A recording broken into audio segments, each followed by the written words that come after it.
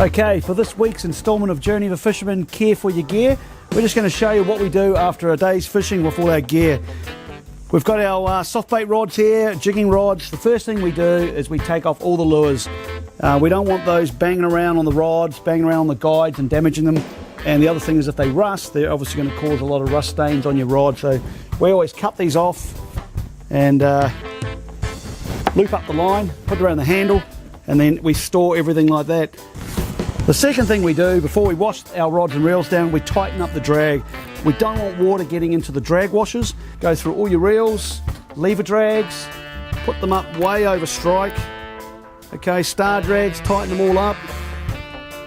We only use fresh water for washing down the gear. We don't use any soap or detergents. I think the detergent actually will start breaking down the grease after a period of time. So we tighten up all the drag, and this stops any water pushing any saltwater particles or any grime into the drag washers.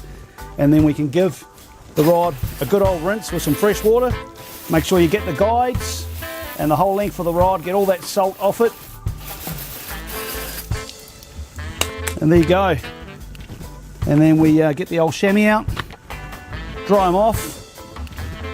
Using the chamois also, if you've got any scales or a bit of grime, it actually helps take that off as well. And we do this every time we fish. So there you go. That's all nice and dried off. Now we're going to just ease the drag right off again, so there's no pressure on it when we store it. And there you go. And you want to store that rod in some nice, well ventilated, dry area. But the best thing you can do for your rod and reel is send it into Shimano once a year for a good service. They've got all the trained professionals there. They've got a warehouse full of parts, and it's the best way to protect your investment. And when you hook up to that big fish, you know you're going to be your drag's going to be smooth as. For all the rods, reels, lures and terminal tackle and some great advice, call in and meet your team at your local Hunting and Fishing New Zealand store.